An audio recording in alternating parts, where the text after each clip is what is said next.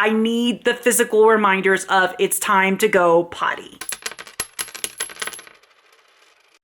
Hello, landing crew, and welcome to today's video.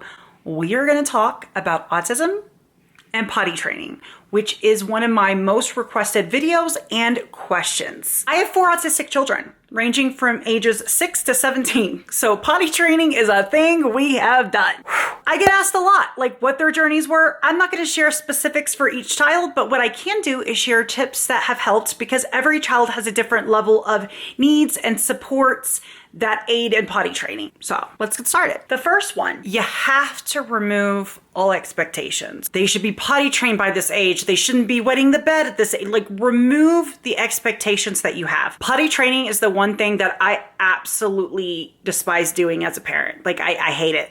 I hate it, and that's okay, but it's a part of the process, and sometimes we can get frustrated because it's lasting longer than we think that it should. But once you remove those expectations of they'll be potty trained by 4 or 5, then it removes a lot of the stress off of you, which is gonna help you potty train them better. The other great one is timer on Alexa or Google Home. This is going to help the child as much as it's going to help you because let's be real, we get busy with life and sometimes stopping every 30 minutes to an hour, it's not that we don't want to do it, we just forget, especially if you're neurodivergent yourself. I need the reminders. I need the physical reminders of it's time to go potty. It's also helpful if you have more than just the parents coming in. So like for us, we have therapists and respite providers.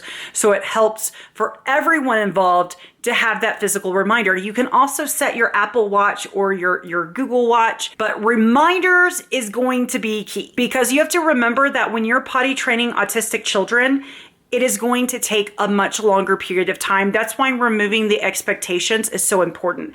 It's not just about removing the expectations of their age, but removing the expectations of how long this process is gonna be. I've had children potty train like that. I've had children where it just takes such a long time for it to click in them. The next tip is patience. For this reason, depending on the level of support that your child needs, the reminders may not be enough. It isn't going to be like Alexa goes off and then suddenly your child's like, oh, it's potty time. Sometimes that can happen, but sometimes not. Sometimes it looks like you physically carrying your child to the toilet, okay? But the key is that you and all caregivers have to be consistent. This is very difficult for me. Potty training is one of the hardest things I've done as a parent. I'm just kidding. The next tip is rewards.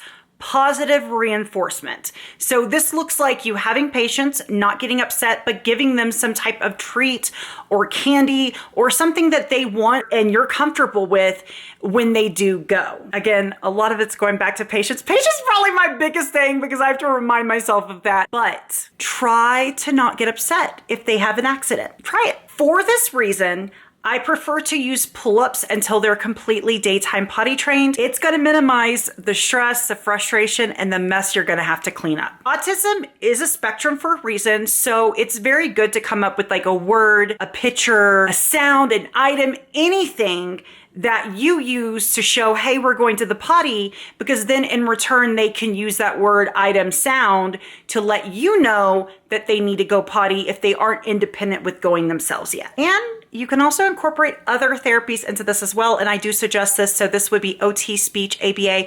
All of these therapies can help if your child is already in them. I will be honest, we did not have any success with ABA and potty training because some of the methods aren't methods that I necessarily agree with.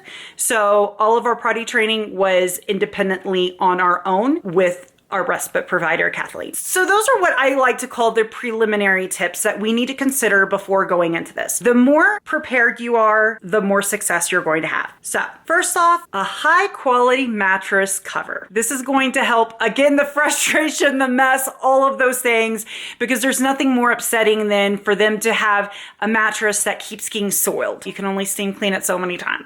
There's also mats. And If your child is 4 or older, a lot of the states, if they are on Medicaid or even just private insurance, will cover a lot of these items for you. So reach out and ask your DME local companies, okay? Because a lot of this can be very costly. Good nights and pull-ups. If they're not nighttime potty trained, lessen that frustration. Now, there does come a point where they outgrow good nights and then you can go to depends, but since this is for children, pull-ups and good nights are going to be your saving grace. Extra sheets and blankets can also minimize that morning stress as well. A big one is limiting the drinks before they go to bed and also making sure that they are going to the bathroom before they go to bed as well. If you have a child that wakes up a lot during the middle of the night, you can also prompt them to go to the bathroom in the middle of the night to help this as well. I've noticed that some kids, they just urinate a lot more while they sleep than others. You know what child you have, and so if your child is someone that does urinate a lot and does pee through diapers and pull-ups and all of that, then those middle of the night potty breaks might be helpful. Now, I'm not saying to wake your child up in the middle of the night, okay? I'm not saying that. But it's very common with autism that they're going to wake up a lot. So if they're already awake, just go have them use the bathroom, okay? And also sometimes the medication that the doctors prescribe to help sleeping issues with autism can also make it where they sleep so deeply that they aren't able to wake up and go to the bathroom. And that's another reason why bedtime soiling is a thing. Also, rewards if they wake up dry.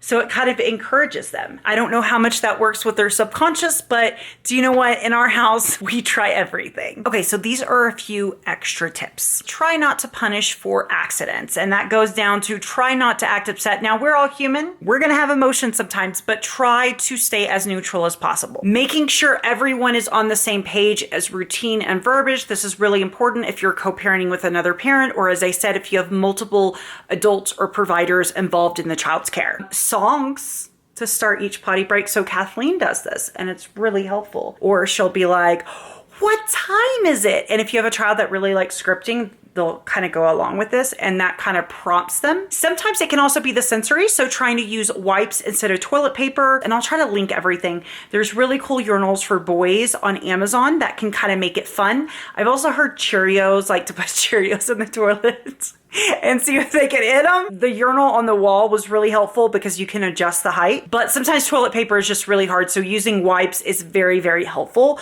Even if they're flushable, we do not flush them because they can be bad for your septic system. So keep that in mind. Sometimes it's the flushing. So if flushing is upsetting to them, allowing them to leave the bathroom before you flush or allowing them to cover their ears, wearing earmuffs. Obviously, as they get older, you want them to flush before they leave like a public restroom, but this is just to start off. You can perfect some things as they get older. And honestly, as they get older and used to these sounds, it's going to be easier. It's going to be easier for them to get accustomed to it. Again, every child's going to be different. Every potty training journey is going to be different, whether they're typical autistic. Some children are going to get it right away. And just because your child is autistic, don't think that that means that they're not going to be able to potty train until age 5 or something, because sometimes they can potty train on time. Don't hold expectations one way or the other. So I hope you guys like this video. I'm going to try doing more like informative autism sit down videos. So comment below any that you would like me to do specifically, tips, tricks, all of the above. Because as I said, I've been doing this autism thing for a while, but I love you guys. If you're new, hit that red subscribe button and we will see you guys next time. Where you move, make me blind. You will always be there. There's no doubt in my mind. You will always be there.